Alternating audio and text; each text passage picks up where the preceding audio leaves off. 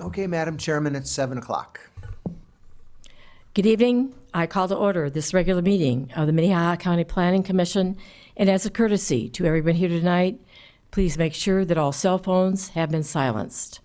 Please note that tonight's Planning Commission meeting will be rebroadcast via CityLink and posted on the www.minnehahacounty.gov site for viewing by the general public. As tonight is the first meeting of 2026, we will begin with the election of the chairperson and vice chairperson. Are there any nominations for the chairperson? Madam Chair, I'd nominate Bonnie Duffy as chair. A second. Any other nominations?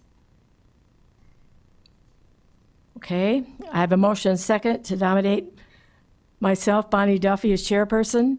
All those in favor? Aye. Opposed? Motion passes. Thank you. Are there any nominations for the vice chairperson? Well, I'll go ahead and nominate our friend Becky Randall. Second. Any other nominations? I have a nomination of Becky Randall for vice chairperson. All those in favor? Aye. Opposed? Motion passes. Now that we have selected officers, we'll move on to our regular meeting, beginning with the Joint Planning Commission meeting with Minnehaha County and the City of Sioux Falls. I will need a motion to recess the Minnehaha County Planning Commission meeting. So moved. All those in favor? Aye. Opposed? Motion passes.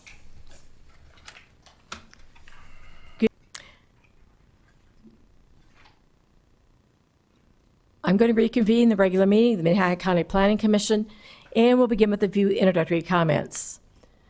Any final action taken on the conditional use permit applications tonight will take effect 5 working days allowing this meeting unless a written appeal of the Planning Commission's decision is filed in the Planning Office by Monday, February 2nd, 2026 at 5 p.m.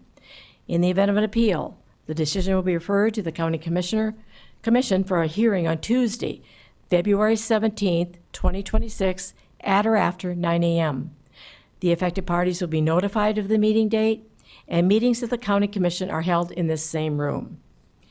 Any action taken on the rezoning application during the public hearing tonight is a recommendation that will be forwarded to the County Commission for another public hearing on Tuesday, February 24th, 2026 at or after 9 a.m. Meetings of the County Commission are held in this same room. First item on the agenda is public input. Is there anyone who wishes to speak on an item that is not on the agenda?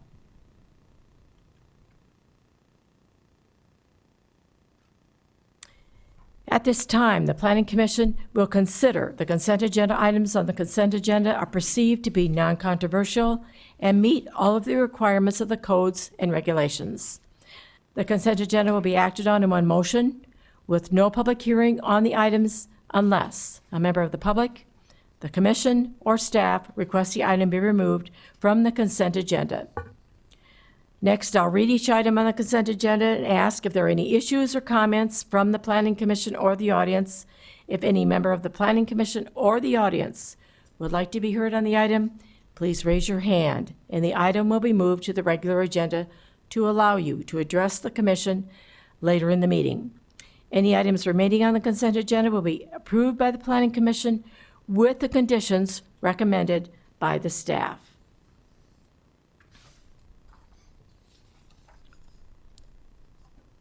The consent agenda item number 2 is approval of the minutes of the November 24th, 2025 meeting.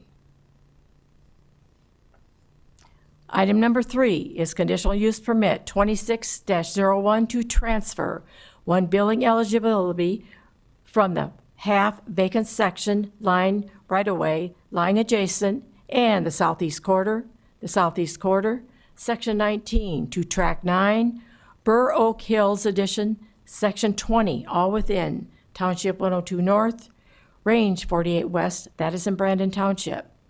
The petitioner and property owner is Jacob and Linda Heilman. It's located approximately 1 mile northeast of the I-90 and Veterans Parkway intersection.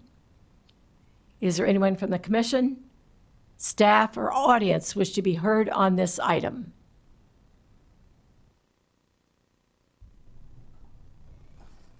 Item number 4, conditional use permit 26-03 to exceed 3,600 square feet of accessory building space, requesting 11,549 square feet on the property legally described as the south 999 feet, the west 660 feet.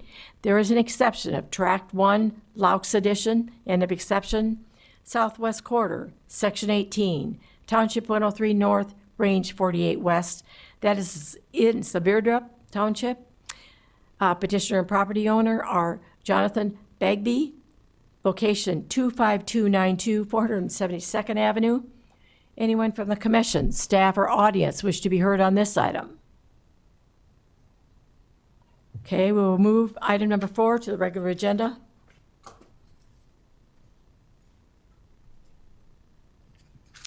Item number 5 is conditional use permit 26-04 to exceed 3,600 square feet of accessory building space, requesting 5,335 square feet on the property legally described as Tract 1, Wixon Tracts, East Half, Southeast Quarter, Section 2, Township 101 North, Range 51 West, that is in Wall Lake Township.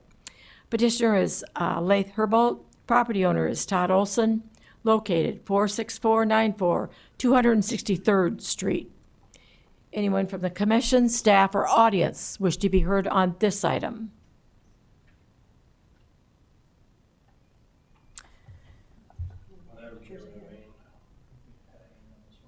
Okay, so we'll move number 5 to the regular agenda too. Item number 6, conditional use permits 26-05 to allow an attached accessory dwelling unit, that's an ADU, on the property legally described as Tract 4, Stageburg's Addition, Southeast Quarter, Section 11, Township 103 North, Range 51 West. That is in Grand Meadow Township. Petitioner is Gary and Michelle Ferguson. Property owner is Robert and Jennifer Taylor. Located at the intersection of 252nd Street and 465th Avenue. Anyone from the commission, staff, or audience wish to be heard on this item?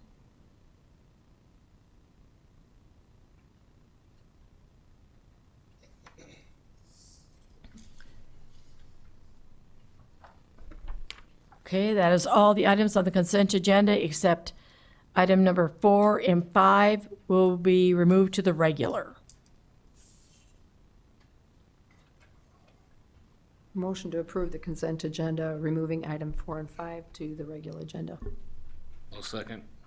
I have a motion and a second to approve those items except number 4 and 5. All those in favor? Aye. Opposed? Motion passes. Okay, we'll move on to item number, since we'll move on to the regular agenda. We'll go back to number 4. Kevin?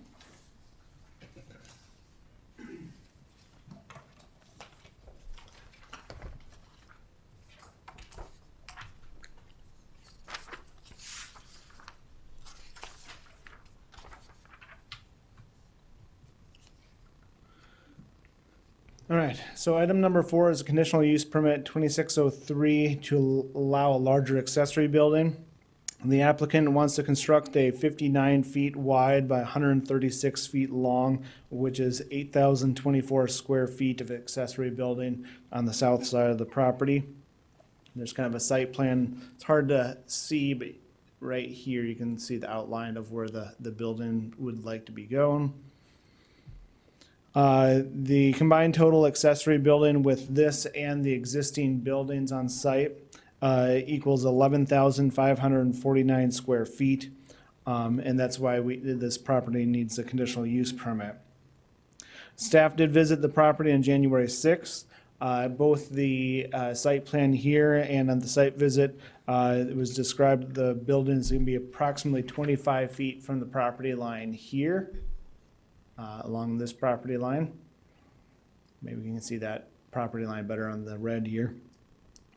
No lights or garage doors are planned to be located in that space along that west side of the building.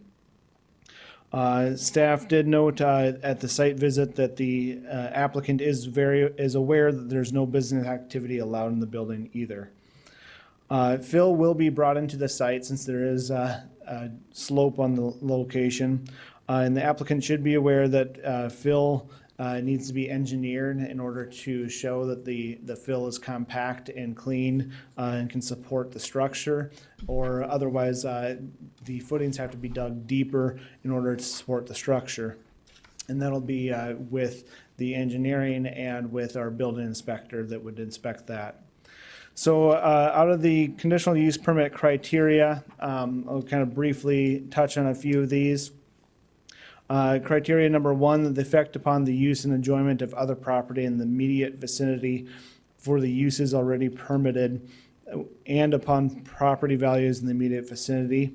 The subject property is rather large for the subdivision, 14 acres, in a subdivision of smaller acreages. The house that was most affected by the property would be the closest neighbor to the west in this corner here. As I noted earlier, the building is planned to be set back about 25 feet, and there will be no garage doors or lights along that side of the building. The proposed building is rather large and is more typical of industrial or large agricultural properties. The largest agricultural accessory buildings within a half-mile radius of the property include 6,700 square feet and likewise a similar 7,200 square feet and nearby. So this would be one of those two larger buildings would be right across the street in this long building here. The no commercial activity is allowed, and that would be enforced by condition of no commercial activity for the building. The effect upon normal and orderly development and improvement of surroundings area, and for the property uses predominant in the area. This within the subdivision is fully developed, and there are not very many building eligibilities in the area. Accessory buildings like this most likely develop or lead to further more accessory buildings of large nature to be built in the area as well. It could become a pattern. The proposed building is for residential storage, and likewise, again, be said, the building can be used to hold large equipment for property maintenance and other equipment for vehicles for recreational personal use. The utilities, access road, drainage, and other necessary facilities. The property is already developed, so there will be access to the property and utilities. Off-street parking loading requirements. There will be no additional off-street parking requirements for this particular use. Measures are taken to control offensive odors, fumes, dust, noise, vibration, and lighting, inclusive of light of signs, so that none of these will constitute nuisance.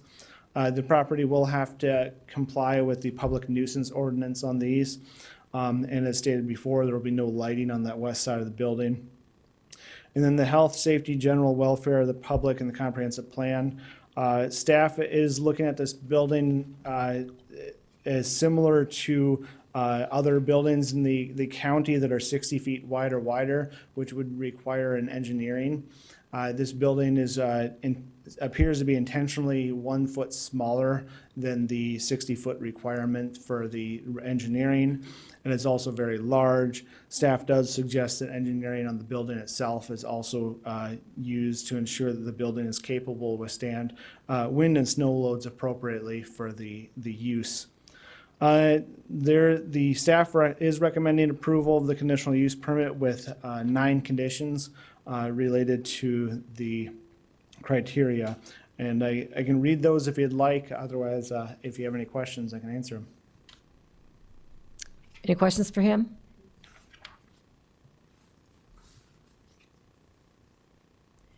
Is the petitioner here? Please step forward.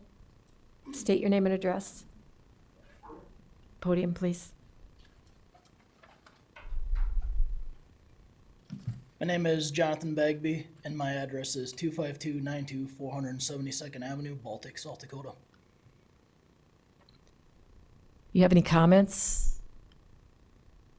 I do not at this time. Okay. Any commissioners have any questions for him? Yeah, can you just give us an overview of your plans? I just want a bigger storage building on my property. My other shed that's there right now is getting older, so that eventually might come down. I don't know. It's some of the wood on it's deteriorated, so for now it works. I haven't decided with the contractor if we ever want to do anything with that shed. So I'm just looking to get a new shed to be able to store items in of my own personal use. And Any other questions? Go ahead. One other clarifying question would just be, you do recognize that one of the conditions before us recommended by staff is to require that you have engineering approved through the county for this building? So you want do you engineering even though acknowledge the that? building's 59 feet wide? And I guess that's what I'm clarifying, that we have mutual understanding of. I guess I was under the assumption that if it was under 60 feet, then I did not have to have engineering in that part of it. We can let staff expound upon that, but I think staff recognize the overall square feet and As far as the site work being done for it, that would be done by myself. I do own an excavating business, so I guess we've done several building projects for various people, so I guess that part of it we would be taking care of. I mean, if we need to have a geotech or somebody like that involved, that would be fine. Okay, I'll defer to Kevin to define that any further, but just wanted to make sure we had a mutual understanding on that one condition. Okay. Any other questions for him? Thank you. Yep. I think there was somebody else that wanted to address this item. Will you please step forward and state your name and address? Hi, my name is Tybert Stavnos. I live at 25296 472nd Avenue. That's me right in the corner. So I know for a fact that he owns a clearing and grading business, and I've seen the equipment on his yard, and it's up there a lot. And the only other address known for his company is an apartment of a fourplex behind the grocery store in Del Rapids, and that's where he's told people that he's got property in Del Rapids. That's the only one that comes up with his business. As far as where the building is located, my backyard won't see any sunshine whatsoever within 25 feet of that property line. The whole half of my property won't see any sunshine for maybe an hour. Trees are tall, and with that building right there, I won't get any sunshine, you know, so obviously that is pretty detrimental. And then to the property value, you go out my backyard and all you're gonna see is building. And obviously that's gonna directly affect that. I guess the other thing, as far as, I was told when I built my shed that we are held to what you guys state, what's approved for the property within that development of 4 or more parcels is 3,600 square feet. And I was told that I had to adhere to that, and actually I didn't even get to build that, obviously because of the size of my property. But I just don't think it's a wise choice for that building. I'm not against his building being somewhere on his property, maybe just not there and maybe not quite as big. I guess that's all I have to say for that. Thank you. Thank you.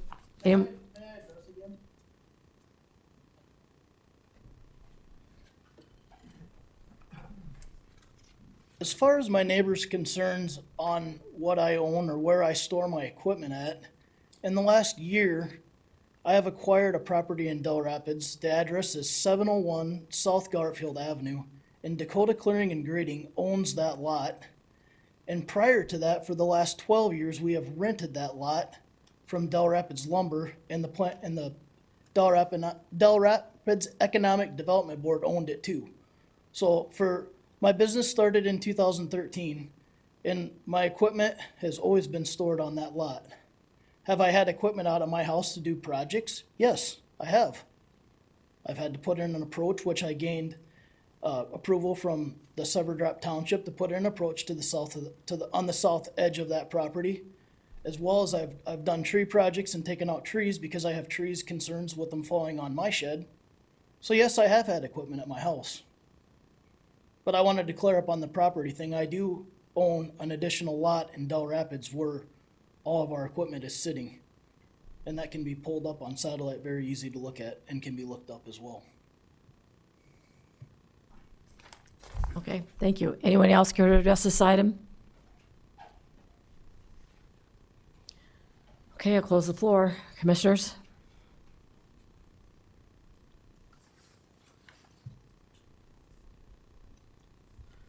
Madam Chair, if you mind, there was a question earlier regarding the engineering requirement.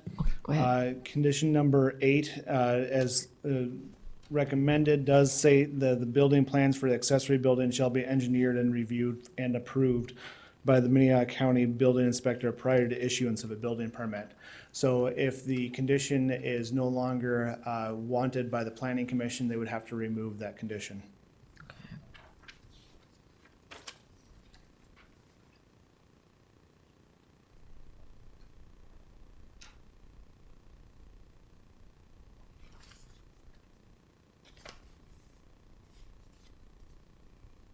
Commissioners?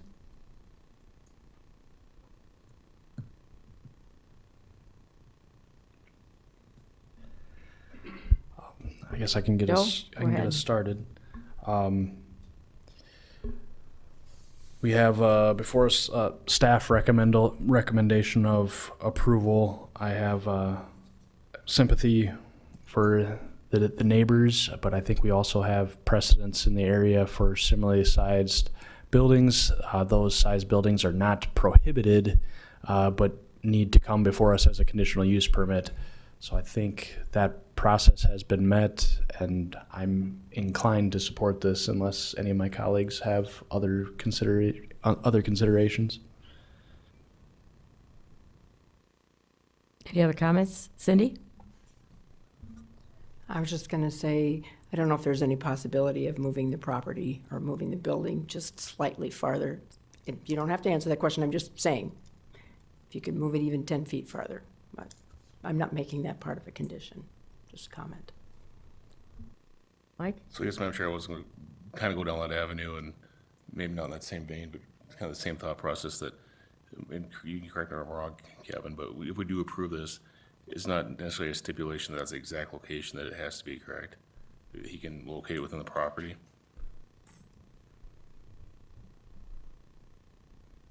So generally speaking, the site plan needs to be followed. Moving it 10 feet could probably be done something administratively, but if you was to move it, say, somewhere completely different in the property, would have to get a review again. You could shift it just a little bit. Shift it a little bit one direction. Okay, thanks for that clarification, Kevin. I guess with that said, I guess, always encourage everyone to be neighborly as best they can. But I do think that, like, was stated by others up here, that there is precedent already set, and I don't see a reason that we'd go against that on this particular issue. So with that said, I'd make a motion to approve. I'll second. Okay, I have a motion and second to approve conditional use permit 26-03. Any further discussion? And that's with all 9 conditions recommended by staff. Thank you. Correct. Correct. All those in favor? Aye. Opposed? Motion passes. And for those of you that your conditional permit has been approved, you're free to go. We'll move on to number 5. Mason? Okay.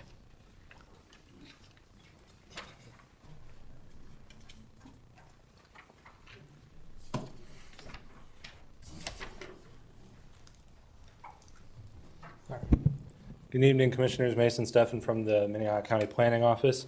So as stated before in the meeting, conditional use permit 2604 is to exceed 3,600 square feet of accessory building space and requesting 5,335 square feet on the property listed up on the screen.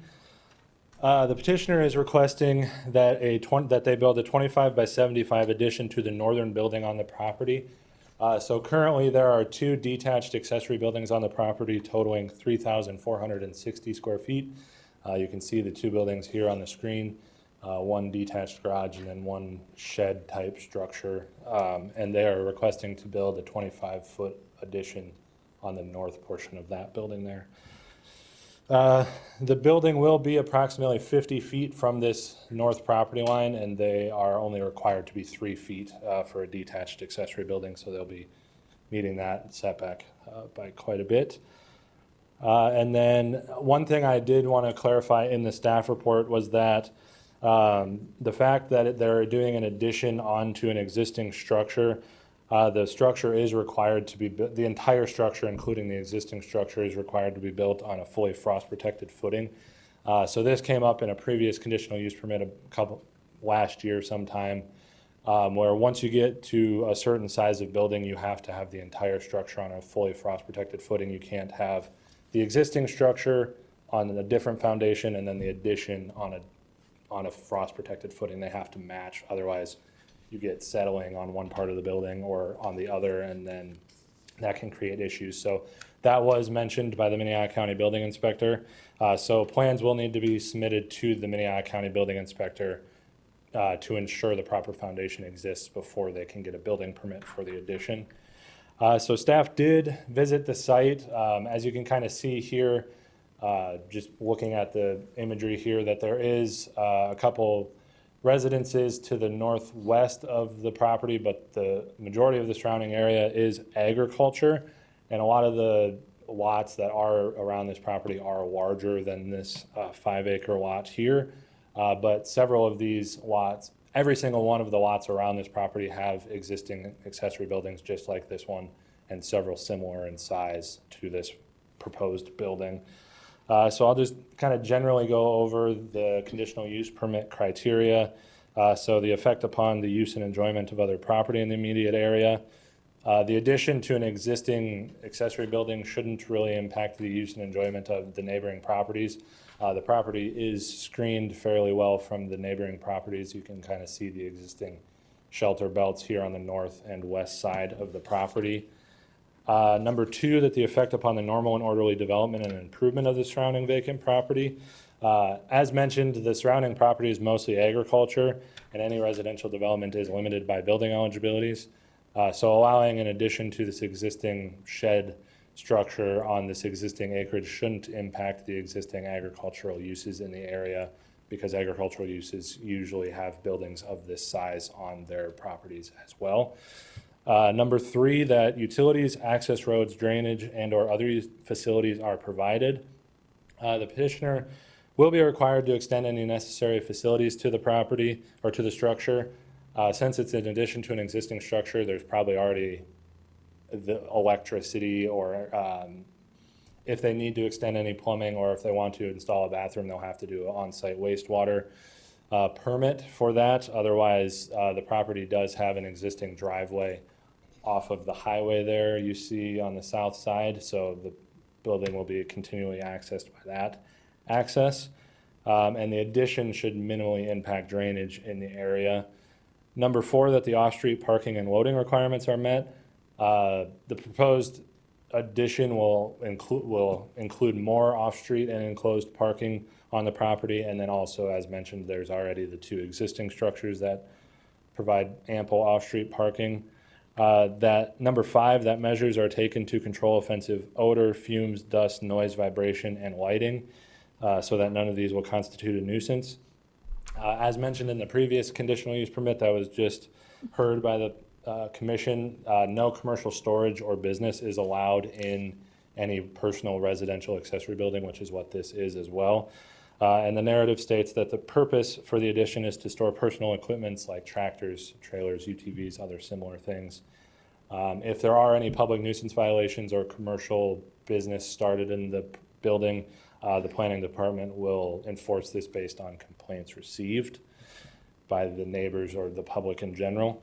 Number 6, that the health, safety, and general welfare of the public and comprehensive plan The addition to the proposed, the proposed addition to the accessory building should not negatively impact the public. As mentioned, the building is set back several dozen feet from the property lines and is surrounded by trees and screened from the neighboring residences, so it will not impact the public in the area. And then the proposed use does generally fit within other uses of properties in the rural area. As mentioned, the building is similar in size to other agricultural properties and uses in this area, but just the county in general, and therefore it conforms to the goals of the Envision 2045 comprehensive plan.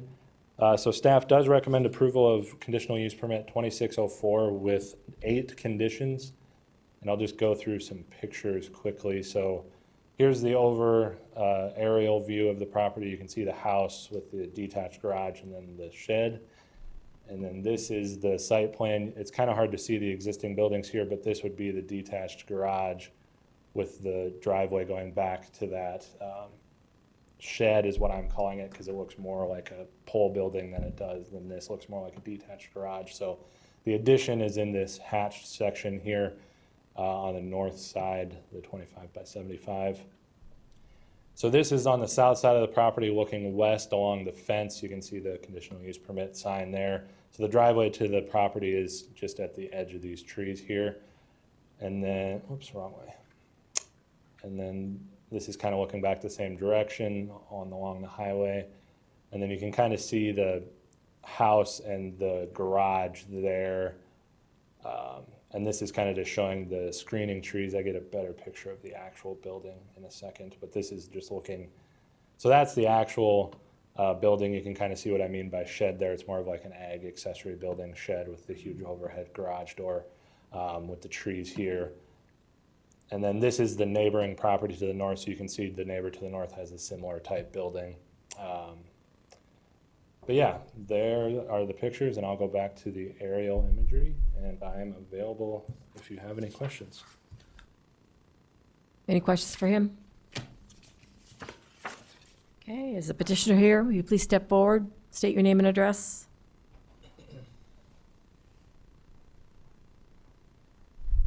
Laith Herbold, I'm the petitioner, 820 East Amadon Street.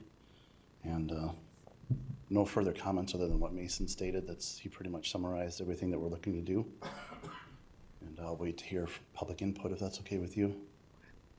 Unless you have questions for him? questions for me. Guess not. Is there someone from the audience wishes to address this item? Please step forward.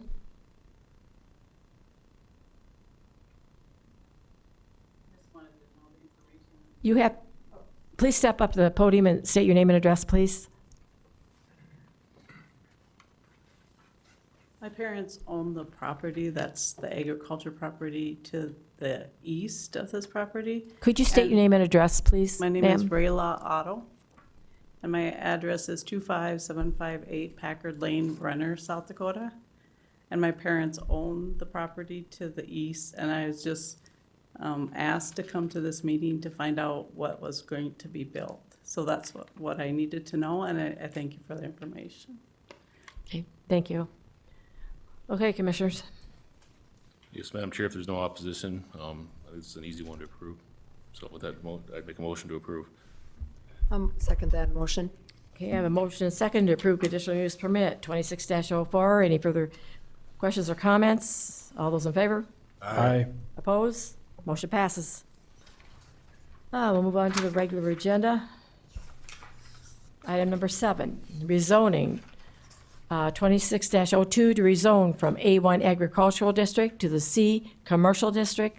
The property legally described as Lot 3, Millstead's Addition, Northeast Quarter, Southeast Quarter, Section 21, Township 101 North, Range 51 West, Wall Lake Township. Petitioner is Timothy Hoigman.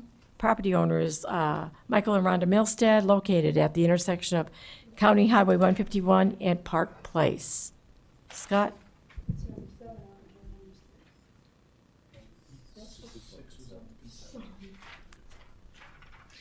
Thank you, Madam Chairman. Scott Anderson, Planning Director. And this agenda item is a rezoning request to rezone approximately 1.2 acres from A1 agriculture to C commercial. The property is located about a half a mile south of the intersection of South Dakota Highway 42 and County Highway 151. It's on the edge of Wall Lake Park. I visited the site on the 26th, or sorry, on January 6th of this year. And currently the site is vacant and it's located along the County Highway 151. The area to the west and the north has many houses that surround Wall Lake. And the area to the east is primarily farmland and is directly, the area to the south is directly located on Wall Lake Park. You can see the parcel here in front of you. Our newly adopted Envision 2045 plan indicates that the majority of commercial and industrial development should be focused towards municipalities, transition areas, interstate interchanges, and major highway crossings. While this parcel is located on a county highway, it meets none of the ideal identified areas for commercial development to occur. This rezoning would represent a spot zoning in an area that is a mixture of agriculture and residential in nature, and would set a precedent for future spot zoning requests. The proposed zoning is in opposition to the goals of the comprehensive plan, and it does not promote orderly growth. The proposed rezoning is also in conflict with our comprehensive plan. The goals and actions of the commercial industrial section and growth management chapters indicates that strip commercial development along transition arteries, particularly those that serve as gateways to municipalities or attractions, are to be avoided. This spot zoning is a request. This spot zoning is a request that is along the gateway to what I would call the Wall Lake community. There are many homes along Wall Lake. Action number 4 of that same chapter indicates that it is to be located at interstate interchanges and high traffic intersections. That's where ideally it should be located, and this site is neither. I called the highway department and they indicated that the average daily traffic at this location is approximately 1428 trips per day. That'll give you an idea of generally the traffic that is occurring there. Our newly adopted comprehensive plan identifies rural service areas where commercial and industrial growth is appropriate. There is one of these such rural service areas located less than a half a mile from this location at the intersection of South Dakota Highway 42 and County Highway 151.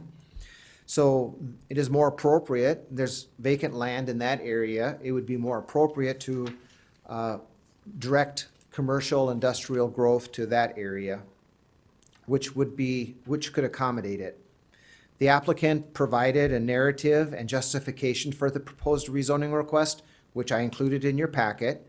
It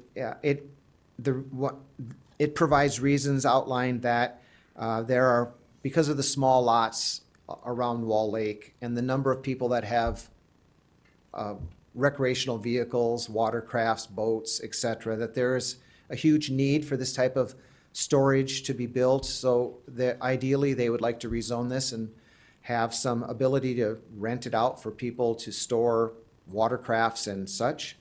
And while that might be a worthwhile idea and cause, this is just not the right location. And another consideration to be given for this is that it sets a precedent.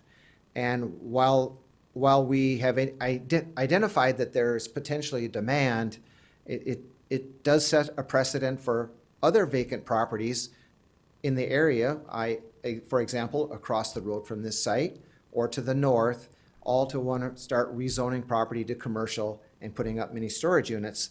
And that could be detrimental to the land use to the values, property values of that area.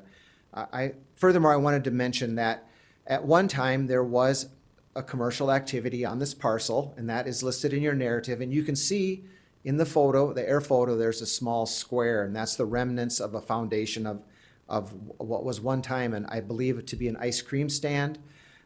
It operated more than 60 years ago. It occurred prior to the county adopting or having a zoning ordinance, and it ceased prior to our adoption of a zoning regulation. So historically, there was some commercial use at that site.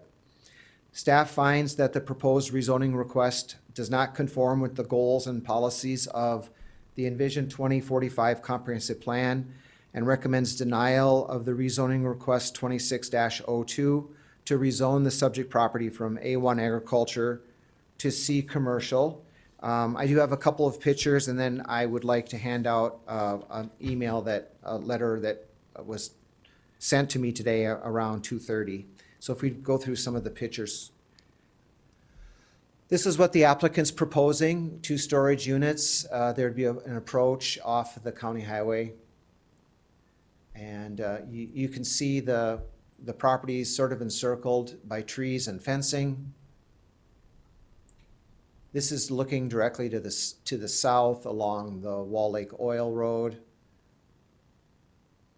And this is looking to the north, back towards the state, the Highway 42 and the intersection of the 2 highways. This is the parcel. It's approximately 1.2 acres, vacant. This is looking directly west, to the west. You can see some housing in the background. And this is the road that provides that access to some of that, to some of the housing. The applicant's not indicating that they would use this for any kind of access to the parcel. I only showed it because it is adjacent to the property. And once again, this is the intersection of that road and the county highway.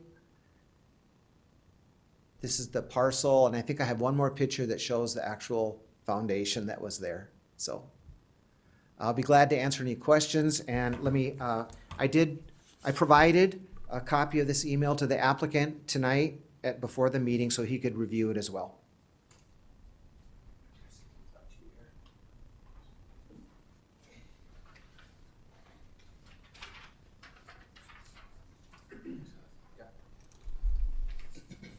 Thank you. I did forward this to you when it came to me today. I wasn't sure you had time to read it, so I'm also providing you a paper copy. But I'd be glad to answer any questions you have. Any questions for him? Cindy? Sorry, I didn't see this in my emails, I haven't read.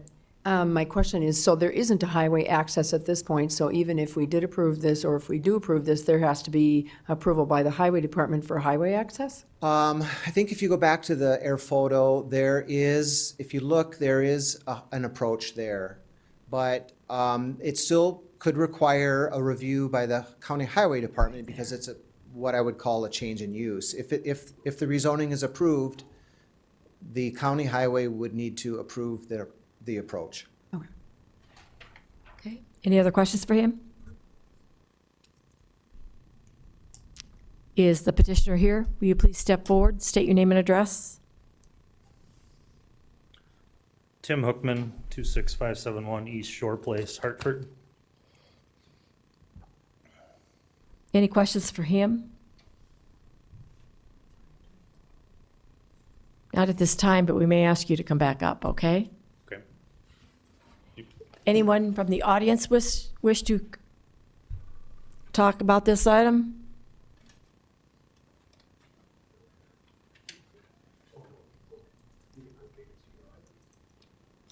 Please step forward and state your name and address.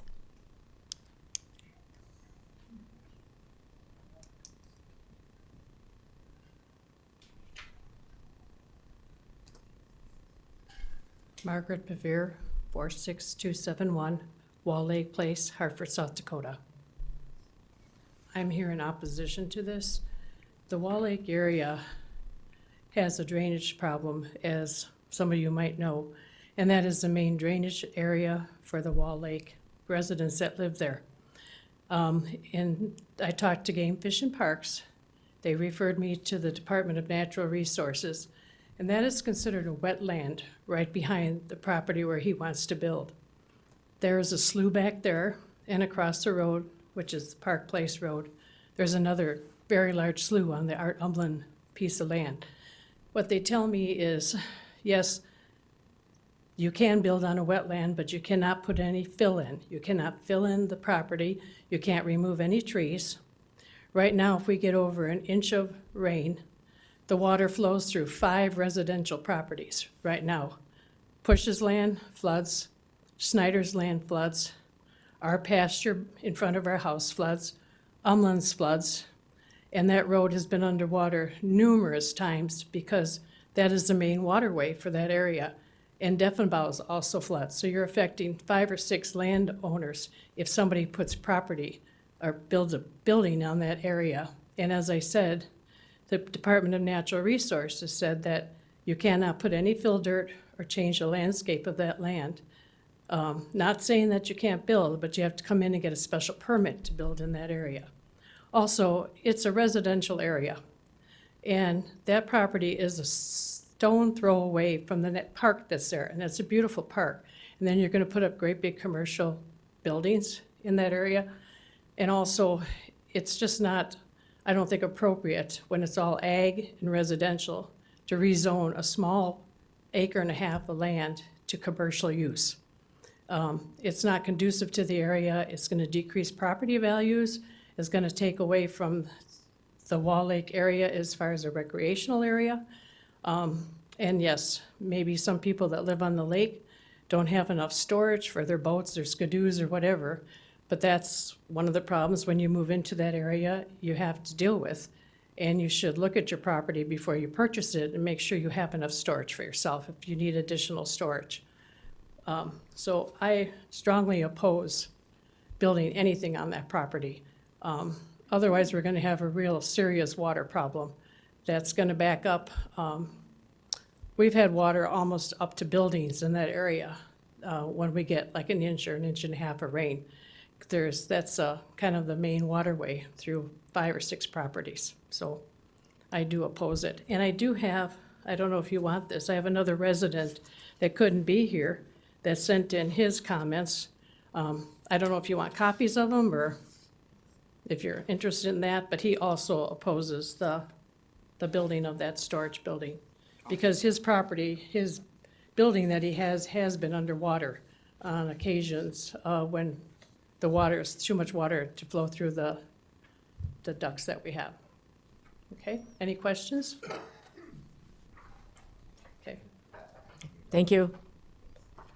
Anyone else care to address this item? Please step forward and state your name and address. I'm Les Fyock. My address is 46269 Park Place. I've owned property at Park Place since 2008, and numerous times I've seen that area that is under question underwater. And I have a picture here taken in 2018, which I'll gladly pass around, but it was completely underwater. And the water situation that Peggy brought up is very real. A 2-inch rain is just, floods the whole area down there. And my concern is about the road. Eventually, it's going to erode it's a gravel road that goes into our division. And so the water situation is my main concern.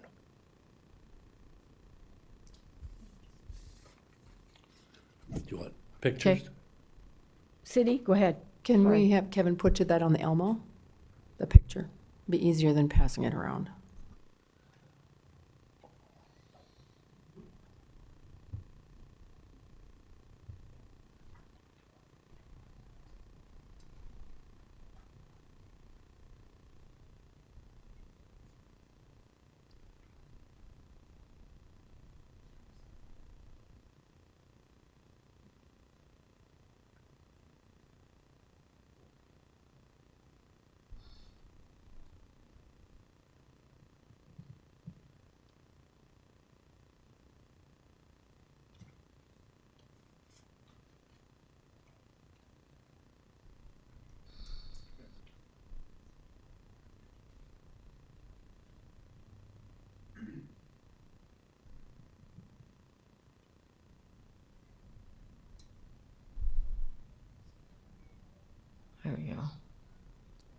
That's the area in question.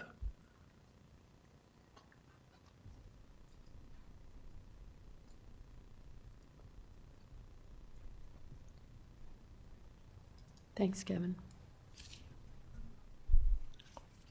Anyone else care to address this item? Please step forward, state your name and address.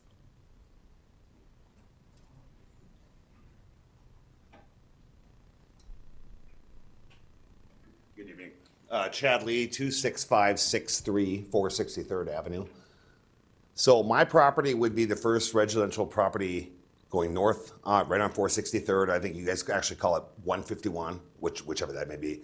Yeah, I'm here as well in opposition, based off of what Ms. Bevere has said. The water is definitely an issue.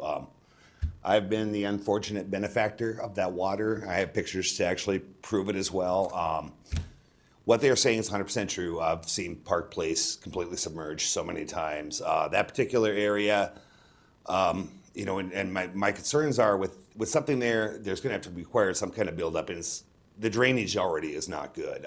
That water has pushed back, filled the pasture, which would be just north of Park Place, and then right into my living room pretty much is what's happened there. So that would be probably one of my biggest objections. Of course, the other one also would be, I think it was mentioned earlier by, sorry, the fellow in the suit, I did not catch his name earlier on, but the precedent. If we are able to start there with commercial, you know, what's going to stop the next person, you know, even me, myself, from doing the very same things out there where we've always been agriculture and residential and nothing else. But I do have photos too of my property. My house was actually in one of your slides. They pointed it out. They said there's a house right up there. That was actually my house there, but I have 5 or 6 different photos if you guys like look at those as well.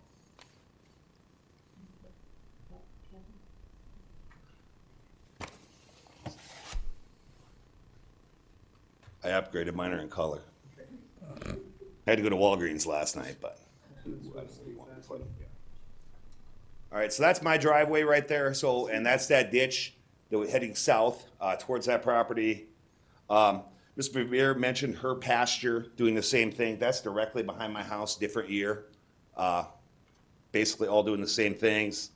This is, if you actually see where I'm at, way back, I don't know how to point, but if you go all the way, if you're looking towards the south there, towards that water, that would actually end up at Park Place Road up there, that gravel road they're all speaking to.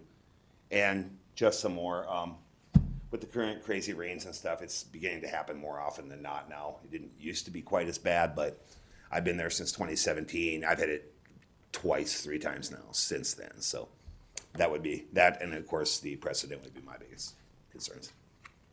Setting correct precedent for commercial.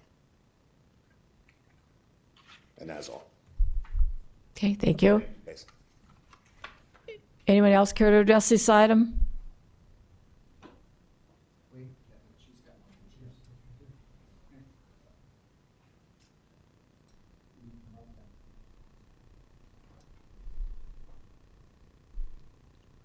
Please state your name and address.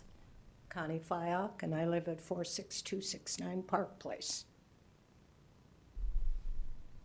He's already showed you this one. This is the driveway out.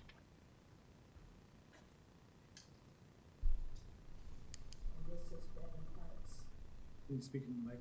Oh, this is Bevan Arts down from their house. It's completely underwater. This is driving into our yard. It's completely underwater. Is And that, then are you standing on that park? And is that headed north? Pardon me? Can you orient me? Is the highway going north? Is this a pic? Going from the highway into Park Place. And So this that's is the highway and always this is underwater. Park Place? Okay. And you've seen that one. The water is a problem. And as this is a gravel road, and when all this stuff comes in to be built and stuff like that, are they going to pay for that gravel road when it erodes away with all the traffic and stuff? Right now, it's about 4 people that live there and go in and out. Unless they have another approach going in, they're going to be using that all the time. So.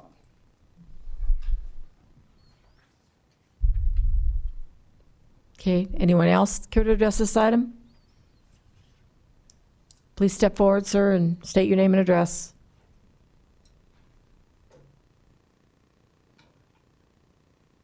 Art Umlin, and live on the road there just to the north of the proposed area. My wife Beverly and I have been there a considerable number of years now, and there's quite a bit of fluctuation. The recent dryness in our climate doesn't make it obvious if you go out and look now, but the photos that some of the other people have brought in do. We get water on a pretty regular basis in the spring, runoff, and depending on how much snow there's been and time of the year and stuff.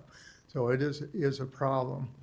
It also is a thing, if you go in and when I was first approached about this, I didn't see it to be a great problem, but as time has gone along and you get other considerations and other people, I'm less inclined to support the development of that down in there. Before, it's just kind of, well, if that's what they're going to do, it didn't sound so bad. But as time goes along, I can see some consequences that I didn't foresee before. We're in a relatively dry period, the last number of years and stuff, so it isn't obvious. But we've had flooding over that area, and if you put in additional buildings and so forth there to the south side of our driveway. We're the first house going up to the west on the north side of the driveway. If you put in much more for buildings, and even if they aren't going to go up very high and stuff, there's going to be less space to the south of the driveway there for the water to pond and so forth. And that's simply going to end up keeping the water staying into neighbors in our east part of our lot and then other neighbors in there. The water will level anything that does build up in there will slow down the movement of the water and the snow melt that takes place and or an exceptional heavy rain and stuff. I don't see development being a good thing to happen down there. I think it'd be detrimental to a number of the people, including us, that live in that area. Sir, could you repeat your name? I don't think we heard it. Okay, sorry. Oh, right. Arthur Umland, U-M-L-A-N-D. Thank you. Okay, Thank you. thank you. Anyone else? Petitioner, do you have any other comments before I close the floor?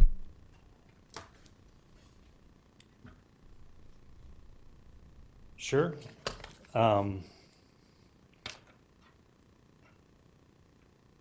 Les Fayok contacted me a couple days ago and raised the concern about the water and just asked if I had done any research on that. And I guess at this point, all I can say is I spoke with the county highway superintendent, and in I'm not sure if it was 2021 or 2022, there's a culvert that crosses underneath 463rd that was, we'll say, 90%-ish blocked, which led to a lot of the flooding back in 18, and that culvert was replaced. We had a pretty heavy rain event in June of 24, and there wasn't any standing water on this lot, the lot in question, during that. There was a lot of water to the north, but that is not a drainage issue related to this lot in question. It's the culvert that goes underneath Park Place that would have been the restrictor in flow there. So I don't know that this lot is the culprit at this point. To address the wetland issue, the obvious photo of the slough to the west there of the property in question is the wetland. Where we would be building is not, and it's not in the floodplain. So as far as, I don't believe there's any restriction there. I haven't done any more due diligence other than that, checking the floodplain map. the access, the question of traffic on the gravel road on Park Place, that would not be an access. The access would be coming off of 463rd. And again, I spoke with the county highway superintendent. He said they would be amenable and actually prefer if the existing approach did get moved south farther, because they like to have as much distance between a road and subsequent approach as possible. So they would be amenable to that.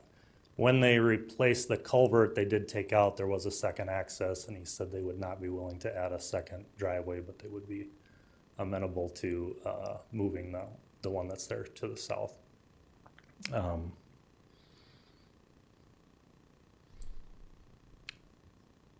I certainly am sympathetic to those that have had water issues. I've had them myself, and it's no fun. We would, if approved, we would look into that and make sure that we weren't causing an additional burden on the drainage system that's there. So it's not my intent to make things worse for anybody. I think that covers my response to the things that were brought up. I guess just a couple other items that I had jotted down.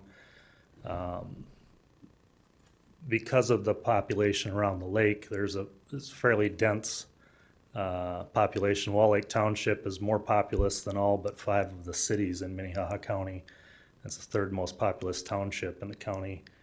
That, of course, doesn't mean that everybody lives on the lake, but there is a pretty high concentration, and there is currently no storage available. And as was mentioned, the lots are small. There's limited back lots available to build an accessory building to house equipment and stuff like that. As Mr. Anderson reported, there is vacant land on the corner of Highway 42 and 463rd, but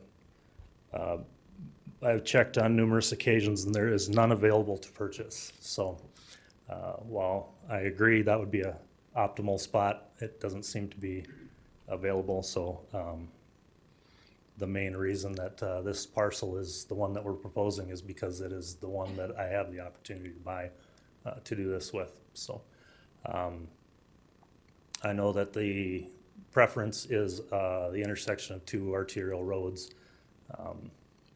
I guess I feel like this is a little bit of a special circumstance because of the population density, the need for the storage, and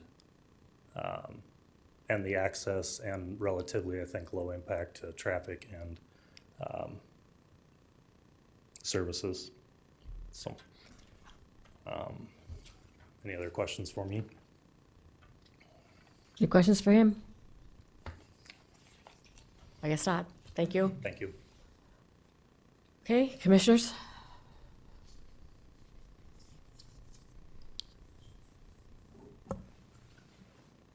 I guess, Madam Chair, I'll just kind of first shot over the bow and let some other comments come forth as well. But, I guess I appreciate definitely the concern of water and the impact on all the neighbors. But my biggest concern is definitely that of setting precedent of the spot zoning. Really this is an agricultural and residential area. And I don't see that, in the next 10, 15, 20 years that would vary greatly from where we're at today. So I guess I'd definitely like to hear some more comments from everyone else up here, but my initial thought would be to make a motion for denial. Go ahead, Cindy.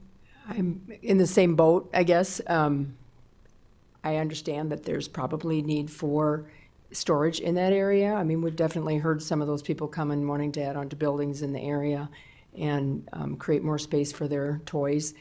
I don't think this is the right place for it. And also, so if we zone this commercial, now it's commercial forever. And so somebody comes and tears down your storage buildings and puts up a gas station, or, I mean, putting it to commercial just widens the scope so much more than just what you're proposing to put on there. And I just don't think that that's the right plan for us to make that, to decide to put that commercial, because you may put it that way, but somebody else 15, 20 years or 50 years down the road may decide, I'm not gonna have this as storage units and I'm gonna put up a grocery store or a Walmart or whatever, and I just think, I don't wanna go there. So I'm going to side with what the planning and zoning has, or what the planning department has already told us. Madam Chair, while I'm not against rezoning on a case-by-case basis, I don't know that this is the right fit for this area. This area's had a lot of drainage issues, and I don't know if we want to add to that right now. Yeah, Madam Chair, I'd Joe? echo that the water concerns are at least somewhat concerning, but I think the spot zoning and precedent is probably what does it for me, and I would also oppose this at this time. So I can make the motion to deny the rezoning. I'll second. I have a motion and a second for the rezoning of 26-02. Any further comments or questions? All those in favor of the denial? Aye. Opposed? Motion passes. Can I ask a follow-up question?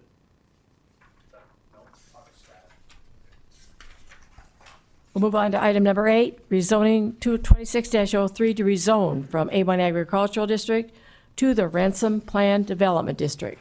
The property legally described as Track B and Track C, Shearers Edition. There is an exception of H-1, end of exception, south half, southeast quarter, Section 23, Township 103 North, Range 49 West. That is a severe drop township. Petitioner is Bruce Ballin. Property owner is John Shears, Ransom LLC.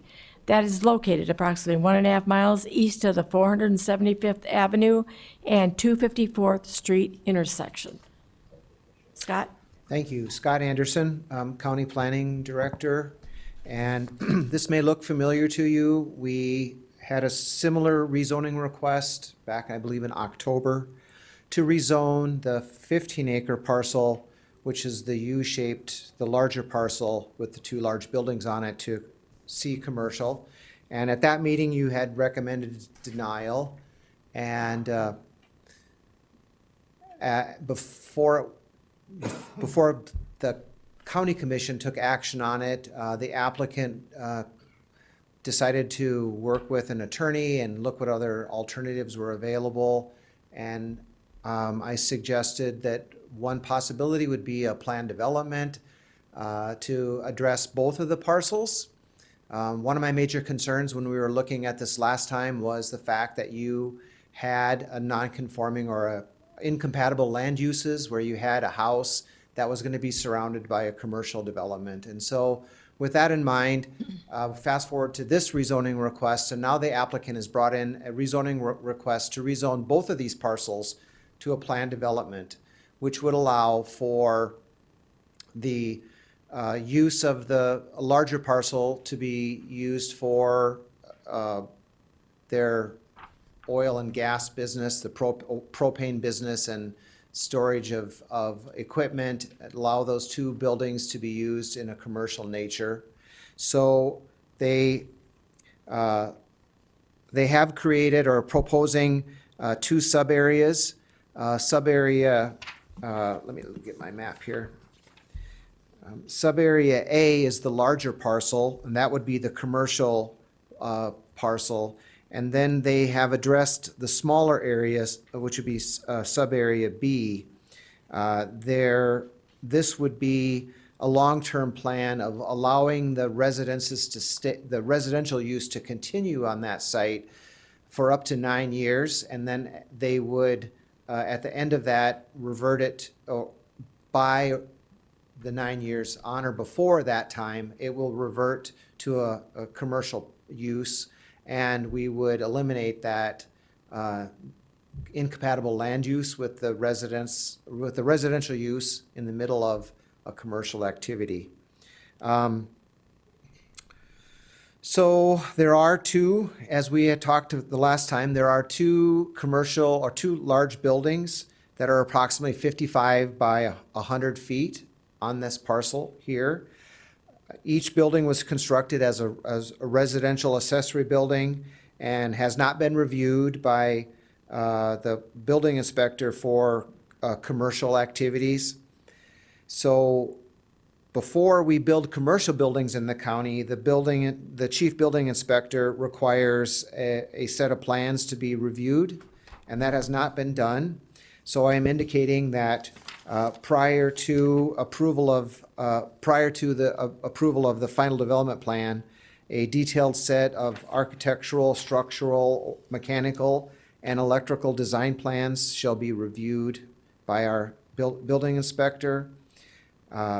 We have not addressed the wastewater, if there is a wastewater or septic system for these two buildings. There are people that are actively there working, and so we need to make sure that they are accommodated for their wastewater. So employees' bathrooms may be needed, and also commercial septic systems or holding tanks have to be approved by the state, and they will need to have those approved by the state. There are two approaches on the property. There's an approach here that's paved that goes into the existing residence here, and there's an accessory building here. There's also an approach here that goes back. This area has all been surfaced with what appears to be recycled asphalt, so crushed asphalt. I am recommending that the first 150 feet of this approach be paved. This is similar to what we've done with other type uses. If you think of Mueller Pallet, we required that to be paved to prevent mud tracking onto the paved county highway. So that would need to be done, and that would be done at the time once they bring in the final development plan.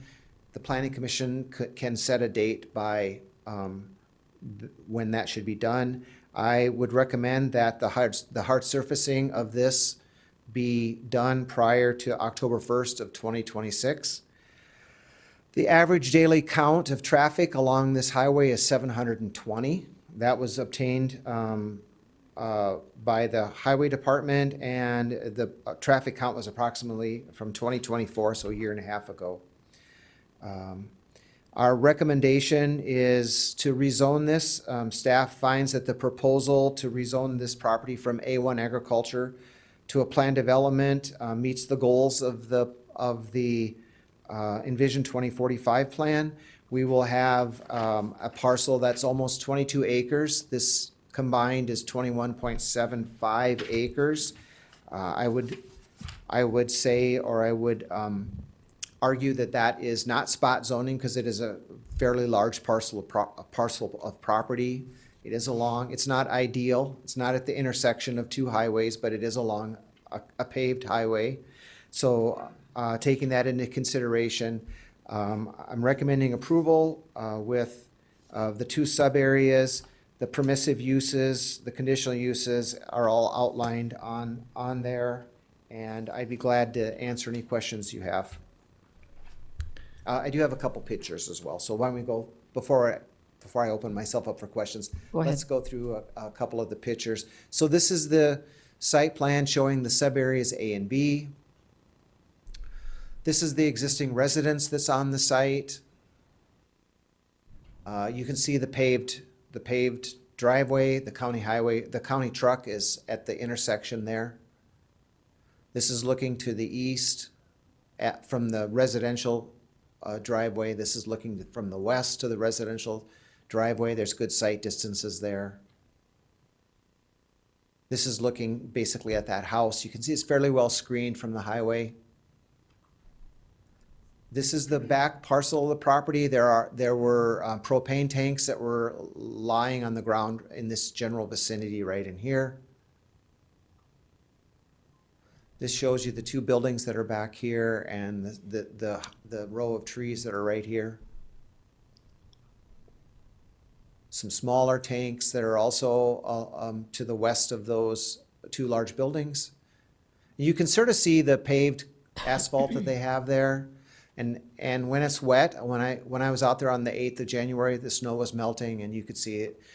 It is crushed asphalt, but there's still some material that is being drug up on the tires. This is the backside of those two buildings. You can see storage of vehicles. And more vehicles along that backside of the two buildings. This is the front side. You can see more vehicles there. This is the two buildings have doors on that side that they're using for, I'm assuming, maintenance of those commercial trucks. This just some trucks on the property. You can see the crushed asphalt as it goes towards the highway there. And I'd be glad to answer any questions you have. Go ahead, Cindy. Just for clarification, Scott, again, because you and I talked earlier, and if we approve this, we would just be approving for the planned development. And at that point, it would move forward with all putting down conditions and making sure all the other things that compliance. So we're not approving any of those conditions like the agricultural structure of the buildings and the driveway and all that at this point. At this point, so for the rest of the Planning Commission and the audience, how this works is right now we are approving the framework of the plan development with the allowable uses. We address some things like parking and signage and so on. And subsequently, they will need to bring back a final development plan. That's really the exact layout of how things are going to occur. And at that time, when you submit the final development plan, you have the option to put conditions on there. But I sort of outlined, I gave them an outline of what they really should expect for conditions prior to the final development plan being approved. So before they can move forward, they'll have to get a final development plan approved. So you will see this one more time and review that and make sure that, you know, if there are any other things on there that you want, that you can put them on there. Thank you. Anyone else have questions for him? Yeah, Madam Chair, and that's kind of my line of questioning too, is as compared to when we first had this, I think I was absent the month that we had this before us, but we were either denied or were inclined to deny what was then kind of a spot zoning issue, because it was the request to just move that perimeter piece to commercial. Yes. And so is it fair to say that this planned development track will have a lot more control and put different checks and balances on it, whereas if we just zoned it to commercial, they could, any permitted use within the commercial zoning section, that things could pop up there and we'd have no control at that point? That's correct. And so it does give the county a wider latitude and ability to further regulate a plan development, and that's the benefit of a plan development, and it specifies exactly what can be used on there. And it also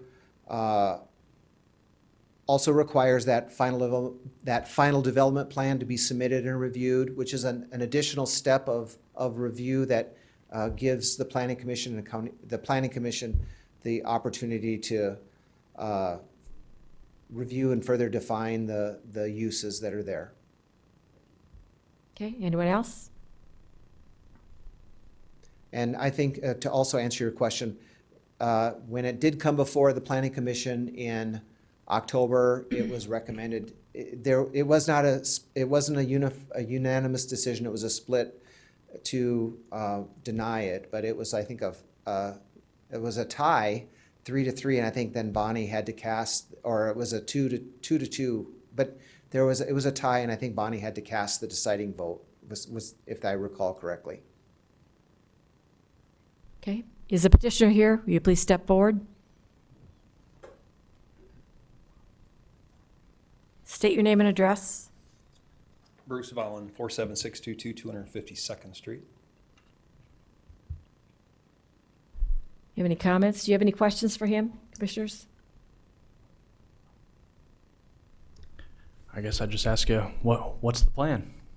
Sure. Just to give us an overview. Yeah, so as our business grows, we begin to domicile more equipment further away, not necessarily at home.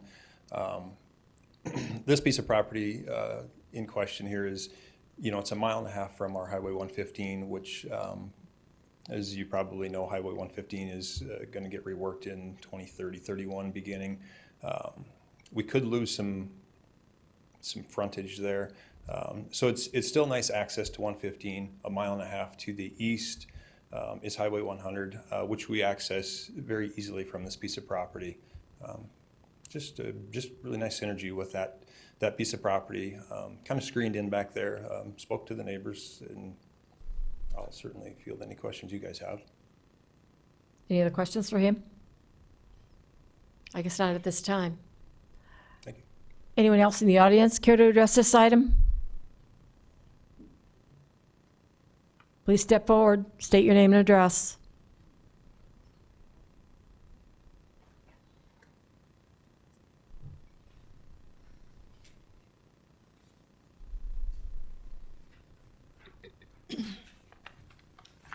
Hi, my name is Joni Quam, and I live at 47631 254th Street. So if you're looking in that property there, my husband and I live across the road and down about maybe 1,000 feet, about 1,000 feet or so. We've been caught a little bit off guard by this whole plan. We hadn't been notified. I don't know whose responsibility that is, or, I'm not blaming anyone. I'm just saying that just really basically last week we were kind of notified that this was going on. So been kind of caught a little bit off guard.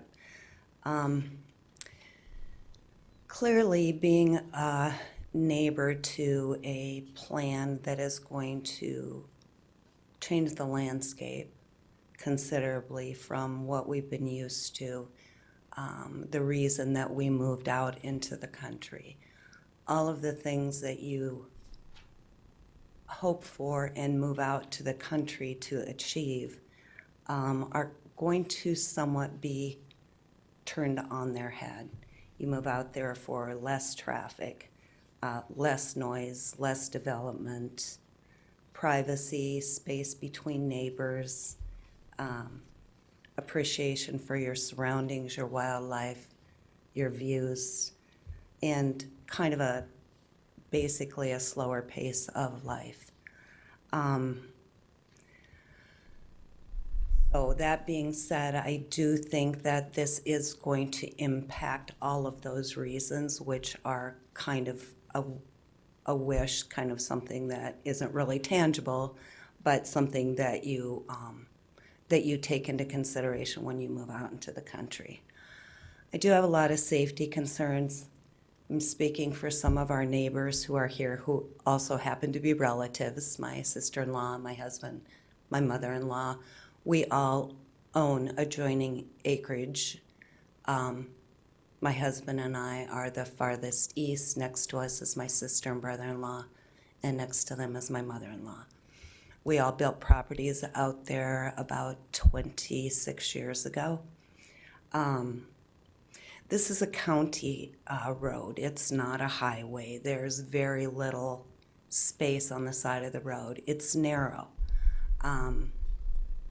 We know that it's very narrow because I cannot tell you how many times we've had to replace our mailboxes that people have run into because where a mailbox has to be placed on the road to accommodate the postal service and how much room there actually is between the road and where that mailbox is. There's not a lot of room. We've had multiple people in the ditch over the years. It's getting to be a fairly busy road. It is a snow route, and the reason that it is a snow route is because 254th Avenue is also a school bus route. And it's not just a school bus route for one school district, it is a school bus route for two districts. We have Garrettson coming from the east using 254th Street.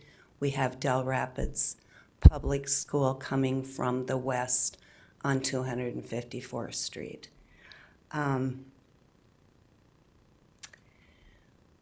When you increase the traffic on that road, you're going to increase the risk to other vehicles, to the school buses, to the kids getting out of the school buses, crossing the road.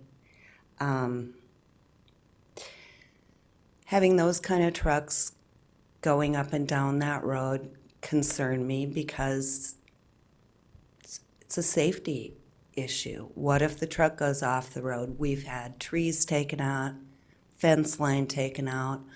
A lot of our neighbors have experienced the same things with trucks going off that road into our property. It's full of a flammable gas, is my understanding. Had I ever thought about it before? No. Am I thinking about it now? Yes. Is it keeping me up at night? Yes, it absolutely is. I don't know what the protections are for a facility like this. I don't know who else has to get involved. I don't know who regulates this kind of a business. Is it the EPA? Is it the county? Is it the state of South Dakota? Is it the federal agencies? I don't know. I have a lot of questions. I don't know who assures the neighbors, the residents, with those trucks going back and forth and just living within the proximity of 1,000 feet. What are the safeguards to the residents who live there? I don't know what happens if propane gas leaks. I can imagine what would happen if propane gas leaks and explodes. What are the impacts to the surrounding area, to our homes, to our animals that live out there? I just have a lot of concerns. I have a lot of questions. I don't even know who really to ask those kind of questions to. I don't know if we can ask them to you or if we ask them to Scott. I mean, I don't really know. Like I said, we were kind of caught off guard with all of this. So just kind of going through some of the things that I've jotted down. Of course, one of the big aspects is all of us living out there, like I said, have moved out there for specific reasons. What is that going to do to our property values? Who's gonna want to move out there? We were seeking all those kinds of things when we moved out there. People that are looking to move out into the country are still looking for those things. So I don't know what that's going to do in terms of the valuation or devaluation of our land and our property. The neighbors out there are a community. It's a neighborhood. I don't really understand why making it even a larger parcel of land to, I know it's not commercialize is the term, but whatever this plan is, why making it a bigger plot where there isn't a residence in the middle of it makes it a better option. It's just more room to do with whatever the person's intentions are to do with it. The neighbors out there are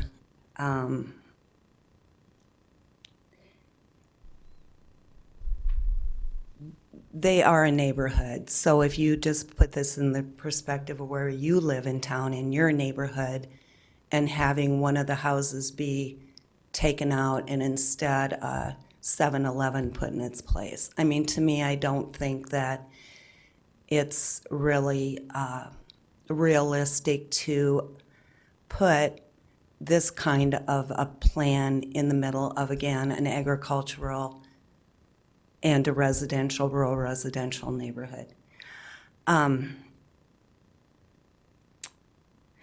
again, some of the same concerns that you kind of have already covered over what are the conditions.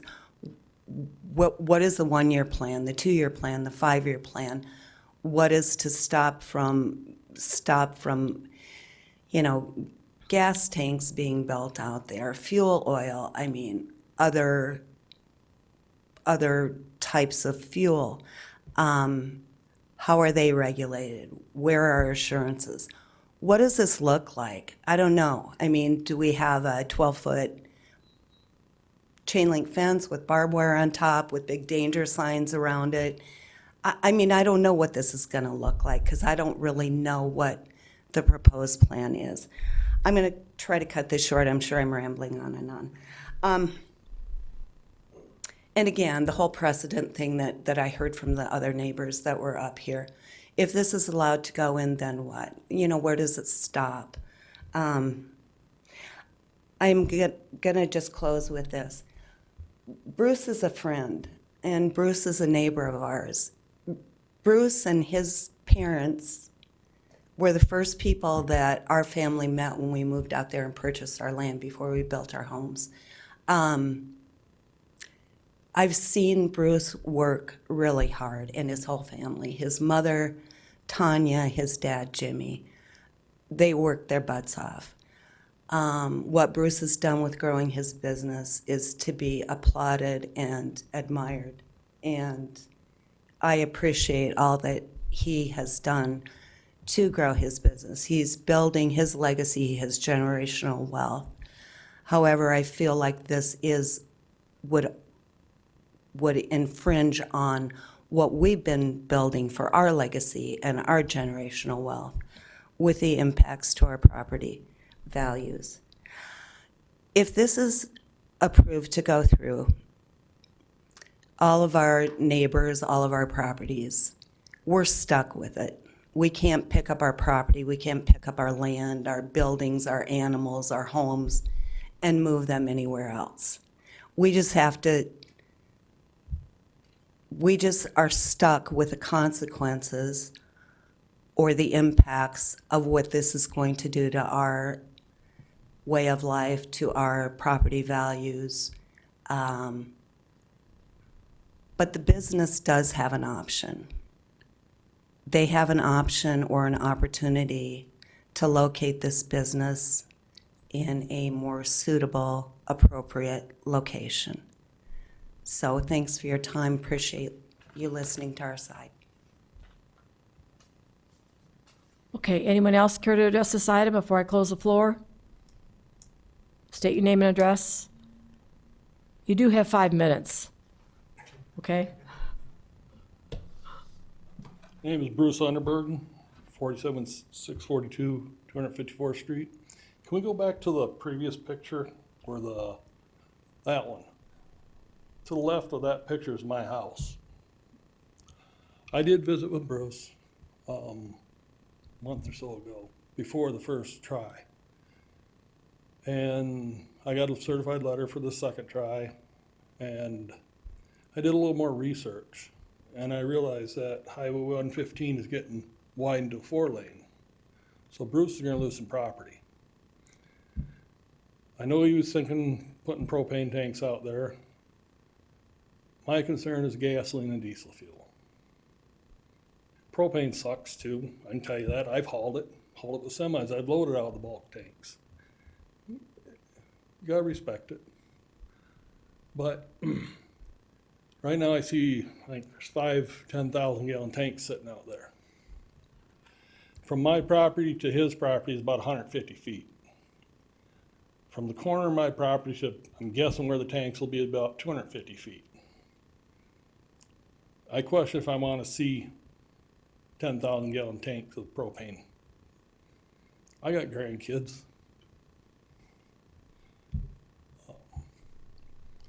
I do have a pit there I burn wood in from the grove, trash and stuff. Do I have to worry about that? I'm pretty damn close. I shoot. I got grandkids, but shoot 22 out there. So, concerned. Plus, I wasn't planning on moving. May change. But my value of my house is gonna go to shit. Nobody wants to have this in your backyard. I'm not against Bruce growing. Great for him. But a lot of concerns. So that's all I got. Thank you.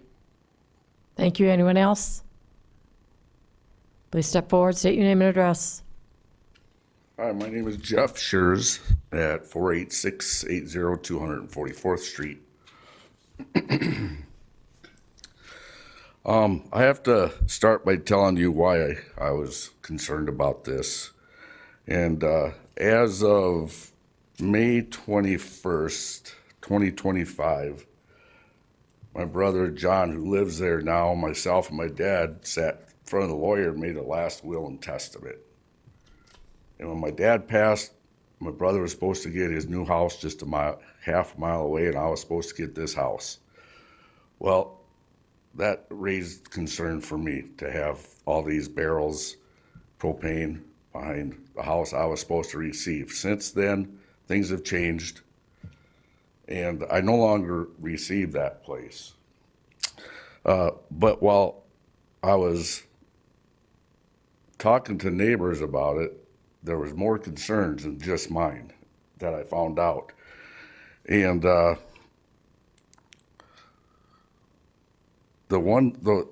biggest concern was a letter that they got from the Minnehaha County Planning and Zoning. It says here, number 2, when they put one of those sheds up back there, I believe it's the furthest north shed. Number 2, the building shall be used for the personal residential use. No commercial or business uses or storage shall be allowed. Look at the picture. And the picture in this right here shows, well, the other pictures showed more what's already up there. The tanks and the more trucks. In number 6, and number 6 on here says that all outdoor lighting shall be full cut off and fully shielded, designed prevent direct spillage of light beyond property boundaries. That doesn't matter to me, but one of the neighbors is like, my bathroom is lit up all night long. That lives to the east. Just a concern of a neighbor. So there are concerns. A couple neighbors have mentioned the highway between the site and Midway is already softening. In the spring, it will get soft.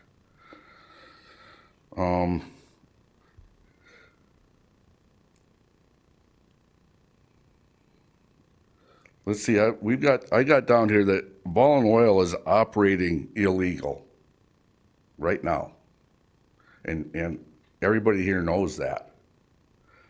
And, but he keeps doing it. There's trucks going in and out of there selling over 3 million gallons of fuel a month. And I thought if that was my business, I would be shut down. There would be a gate in front of that driveway, so I couldn't operate because this is illegal. Am I right?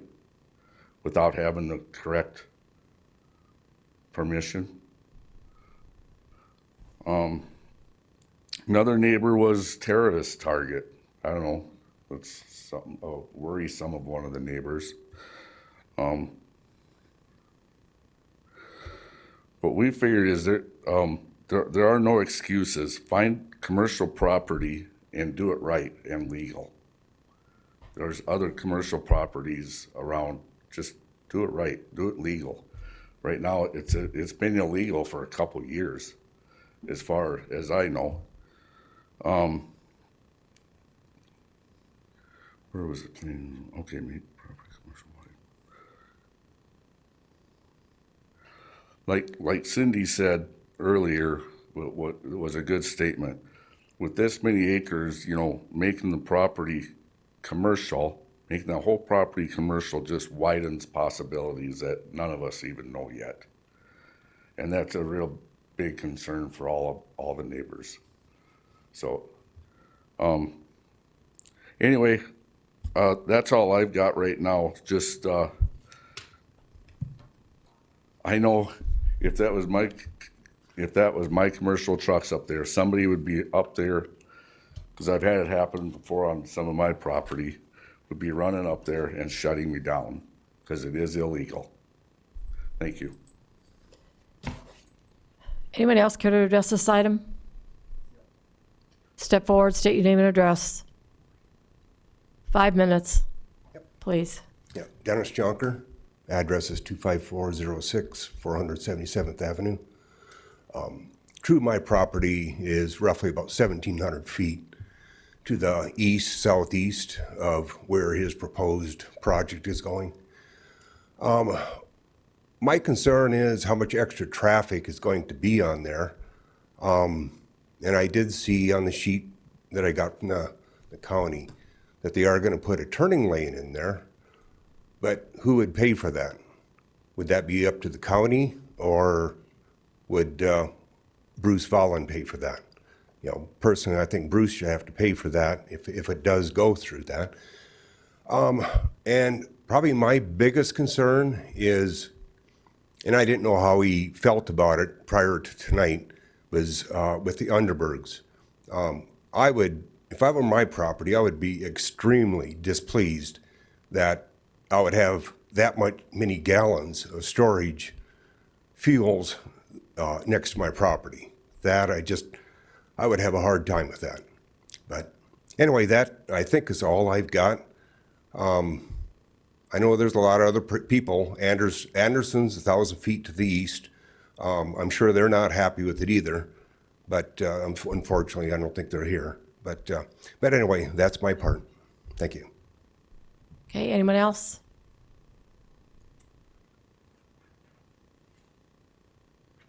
State your name and address. Terry Quam, 47631 254th. I'm the better half of the gal. I just want to state there's a lot of trucks rolling right now. The noise is terrible. You got these big diesels cranking up. I can sit in a house and I have 2x6 walls, the best windows at that time we built, and I can hear them rolling down the hill towards the creek. And Scott would verify or see there's 1, 2, 3, 4 homes just at the corner to the east of them. Then you have another 4 homes the first mile.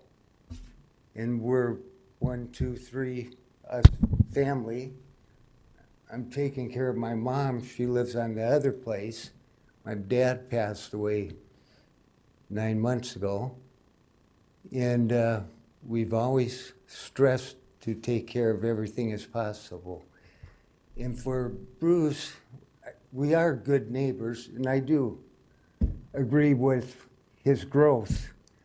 But there's the 80 acres across from his station. You know, why not purchase something like that if you want to be on 115? And easy access where instead of the 1.5 miles, you know, we have grandkids running around too. We raised our families there. I don't want to sell, but if this goes through, you're going to see people trying to get out of it. Like I told my wife, I wanted to move to Wyoming 3 years ago, just to get away from, you know. And you mentioned it, what is good neighbors? He's been our neighbor. I did business with Bruce since we've been out there, 26 years, bought a lot of fuel. I was self-employed, but that's all I gotta say, or I know it's getting late, so thank you. Thank you. Anyone else?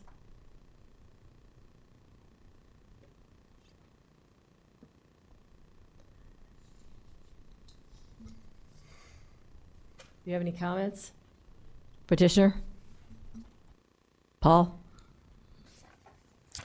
Thank you, Madam Chair. I'll keep my comments brief. I want to answer questions if you might have them, but I think what highlights all of the issues before you tonight and the testimony of neighbors is what... Could you identify who you are? Sorry, Paul Cheddar. I'm with the Boyce Law Firm. I represent the applicant. Minnehaha County is growing, and you're being faced with those issues every month. And the earlier matter at Wall Lake and this matter now before you are two examples of the growing pains that this county is experiencing. And some growth in some locations are not appropriate, whether it's traffic or whether it's drainage. And some changes, despite there being some people that aren't excited about it, are appropriate.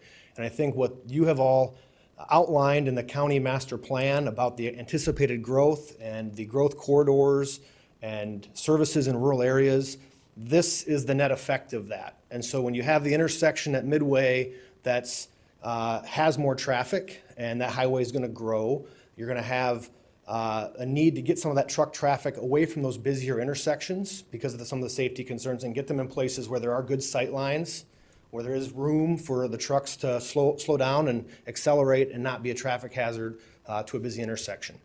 So I can't tell you that we're going to be able to solve all of the concerns that are raised, but the beauty of the plan development is it creates flexibility for the county and control, and it does the same thing for the applicant. So we're going to be back before you to talk about some of the details and work out ways to solve and address the best we can some of the issues that were raised tonight. And the conditions that Scott has included are acceptable to us. If we're going to use this site for a commercial purpose, there's things we're going to have to do to get prepared for that. I can assure you that as you've heard from neighbors who aren't excited about this, you have a responsible business owner who wants to do right by the people he lives near and conducts business near. So you're going to have someone who's going to be responsible and do things the right way. There are state and federal safety standards that are satisfied for the handling and transportation of all of these issues. Should the county determine that a turn lane is required, there's a process in which that is approved, and the funding and how that happens is all through the normal means. And I can tell you that the truck traffic isn't going to decrease, whether this is put here or not. We're in a growing county and growing ag uses, and Bruce's business is growing, and the trucks are 1.5 miles away, and a lot of them are going to be going down this road one way or the other. So that's a reality that I don't think weighs in favor or against this proposal tonight. But I would encourage you to recommend approval and allow us to use this plan development vehicle and mechanism to find a solution that's workable for the county and workable for the applicant and best addresses some of the issues that have been raised. Because the beauty of this approach versus the commercial approach is exactly what Cindy mentioned earlier, that once it's called zoned commercial, you lose a lot of control, and that's what you won't have the detriment of in this situation. So would ask you to recommend approval of this tonight and allow us to continue to dialogue with county staff and be back before you to work through the final details of the final development plan. Any other questions I could answer? Any questions for him? Guess not. Thank you, Paul. Thank you. Okay, commissioners? Madam Chair, Joe? I guess I'll Ryan? start the conversation. I think there's risk in anything we do. I don't think we could find a better family that's gonna do things right and do things by the book. They're trying to make this right. We could move it down the road, we could move it to town, we could move it anywhere, and there's still gonna be the risk of what if. We got fuel stations on 4 corners here in Sioux Falls, and what if something would happen there? So I would be in support of this tonight and interested in what the other commissioners have to say.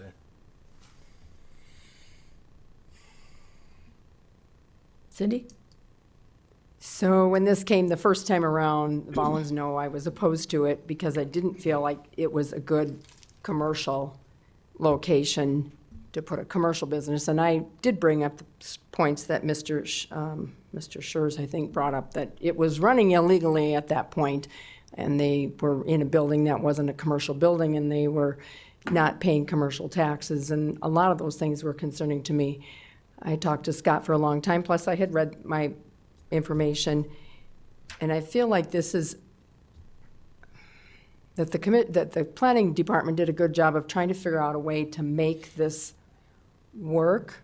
It doesn't necessarily work for all the neighbors, I understand that, but this way, we'll have another meeting, and you can come back to that, and you can say, and I don't know what their conditions are gonna be, but you can say, I don't want those propane tanks within X number of feet of my house, and you can at least come up with ideas. Sometimes we tell people in plan developments, well, you have to put this many rows of trees in. I'm not saying volunteers are gonna put trees in, but depending on what they are, this gives us more latitude to do things that help the community build out, instead of just saying, oh, it's commercial and now we can put anything in there, and they could put 6 gas stations in there, whatever. This will be controlled by what the county says can be in there.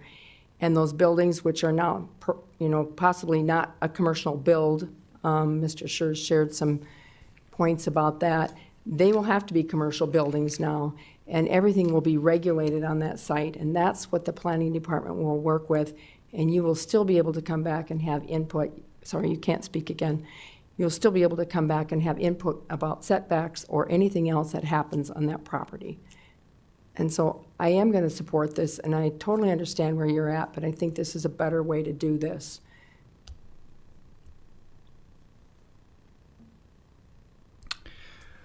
Madam Chair, I'll just note that, yeah, it's frustrating that we are kind of dealing with a non-conforming use and we're trying to get it to a conforming use. And I think that can kind of cut both ways on some arguments here, because some of this commercial activity is already happening, so that kind of mitigates some of the concerns of the neighbors that some of this is already there. But also I think it's a strike against the applicant, and I think we're going to need to trust but verify in these next stages through this process that we're following the rules. When we see a non-conforming use now, we want to get that in line and under control, and I think actually the plan development does give us the most teeth and control over the next steps of the process. So I think I probably would have been opposed to the what we'd probably call a spot zoning of just commercial, but I'm inclined to support the plan development and bring this into conformance and have some neighborhood input on some of those setbacks and things along the way, that we can hopefully make this as close to a win-win as we can. Mike? I guess I'll just kind of round it out. I too would have been opposed to this, just for a lot of the reasons that have already been stated with the loss of control of what that commercial space would have been. And maybe it would have been the next Flying J, and I don't know if that would have been an appropriate use. But understanding too that, there are avenues to make sometimes an unappealing thing appealing and have some control over that. I guess with that, I would want to move forward with this and make a motion to approve. Second. Okay, I have a motion and a second to approve the rezoning of 2603. Any further discussion? All those in favor? Aye. Opposed? Motion passes. Any old business, Scott? No old business. No new business? I think Kevin would like to update you on some proposed changes to the zoning ordinance. Briefly. Well, I guess the proposed changes are the same changes that I presented at the joint meeting. We are looking at doing some ordinance amendments in the county overall, and starting with building permit fees, which has to be coordinated between all three, both the county and the joint jurisdictions at the same time, so that they can be implemented at the same time. Then we're also going to look at some other language issues within the ordinance overall, and the building permits article specifically. And then the joint areas, as I discussed earlier. So that's all I have for the briefing. Okay. I'll entertain a motion to adjourn. So moved. Second. All those in favor? Aye. Opposed? Motion passes. Thank you, everyone.